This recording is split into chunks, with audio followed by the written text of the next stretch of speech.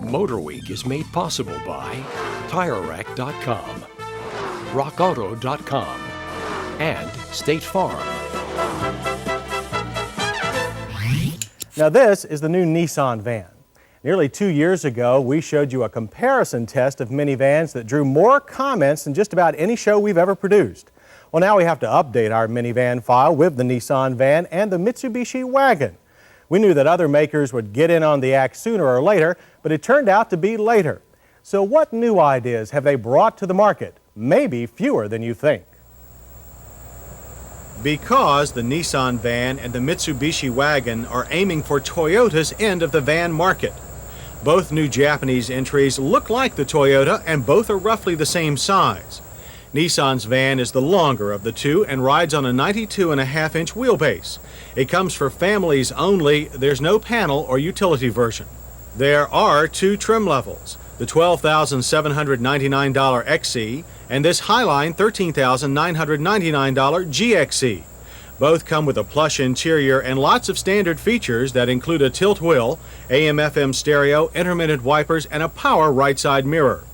A tachometer is standard too, but not readouts for oil pressure or volts. And everything's pretty much where you can see it. It's getting into the van that's the problem. As on the Toyota minivan, the front wheels can get in the way. Once you're inside though, there's plenty of room. But the front seats are hard and don't offer much support. They do have folding armrests. And as on the Toyota, you can order a small ice-making refrigerator to keep your drinks cold. And again, like the Toyota, there's a large right-side center door that's plenty wide but not all that high. It slides rearward as in most vans. Combinations of seating in the Nissan are almost endless. The GXE's middle captain's chairs can be folded or turned or easily removed.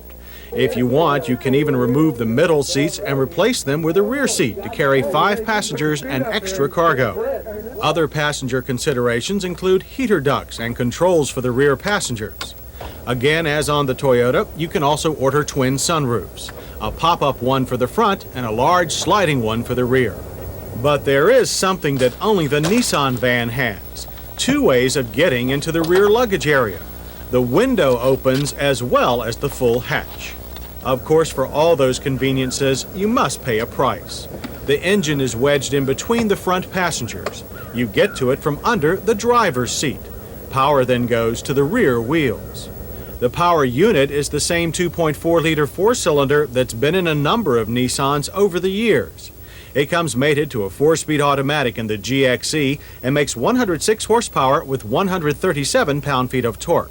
But the van has 3,700 pounds of bulk to pull. That translates to a 0 to 60 time of 19 seconds and a 40 to 55 passing time of 7 seconds. Both figures are what we call slow, embarrassingly slow. The base van's 5-speed manual should make acceleration more credible. And we weren't too impressed with the Nissan's brakes either. Our test van had one of the longest stopping averages we've recorded in years, 152 feet from 55. We found braking ability decreased rapidly as the brakes heated, and some drivers found the brake pedal disconcerting because it's so small. The van's handling, though, isn't bad, considering. The Nissan feels fairly nimble and body roll is moderate. Front-end plow tells you when you're going too fast. The only real annoyance is power steering boost that poops out when you cut the wheel hard. But the Nissan is stable on the highway, reasonably comfortable and fairly quiet. We recorded an interior sound level of 70 decibels at 55. As for mileage, the EPA ratings are 18 city and 21 highway, but the best we could do was 18. However, the Nissan does have a big 17.5-gallon fuel tank. So mileage didn't top our list of hits. Interior flexibility, utility, and standard features did.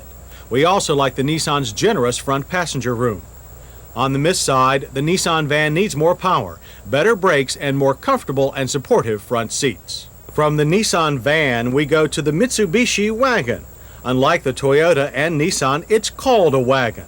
Unless, of course, you order it in its windowless form, in which case it is called a van.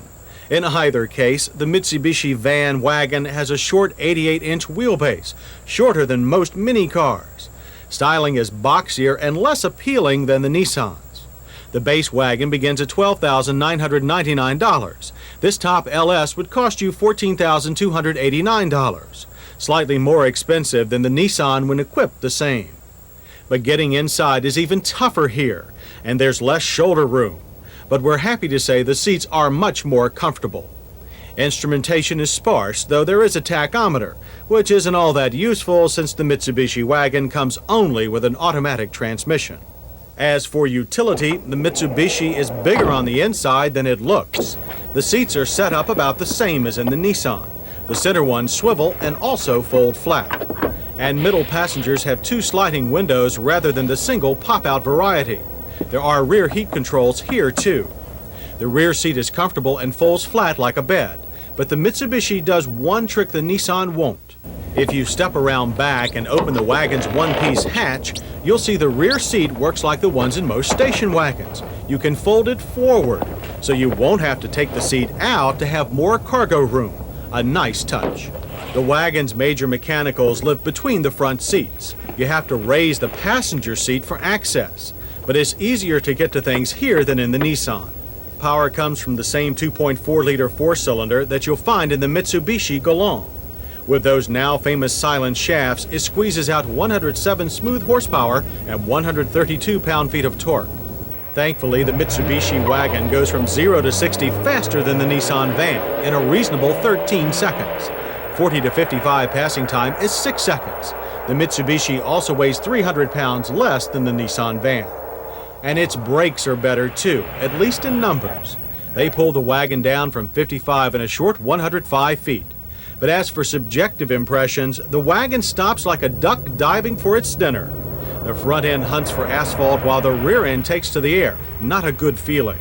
The wagon's handling isn't quite as disconcerting. The Mitsubishi's short wheelbase makes it feel very nimble. It does take high-speed turns with its rear end wanting to beat the front end through, but that's easy to control. The only thing that's hard to control is the Mitsubishi on a breezy day. It takes to the wind like a rooster on a weather vane. To make matters worse, its ride is very choppy, the dark side of that short wheelbase. The EPA rates the wagon at 18 city, 21 highway. Our mileage loop figure was 22. We like the Mitsubishi Wagon's maneuverability, utility, and the extra convenience of its folding rear seat. We were also impressed with its acceleration. We didn't like the feel of its brakes, its ride, or its lack of stability in crosswinds. Now we have to answer the obvious question. Which one do we like best? Well, it could go either way. The Nissan's ride is better, while the Mitsubishi has nicer seats. The Nissan is better in crosswinds, while the Mitsubishi accelerates faster. If we had to pick one, though, it would be the Nissan, because of its more pleasing appearance and slightly lower cost. What we'd really like to do is to take the best of each, put them together, and then make the result front-wheel drive. We hope someone hears this, since in our minds the optimal minivan design has yet to appear.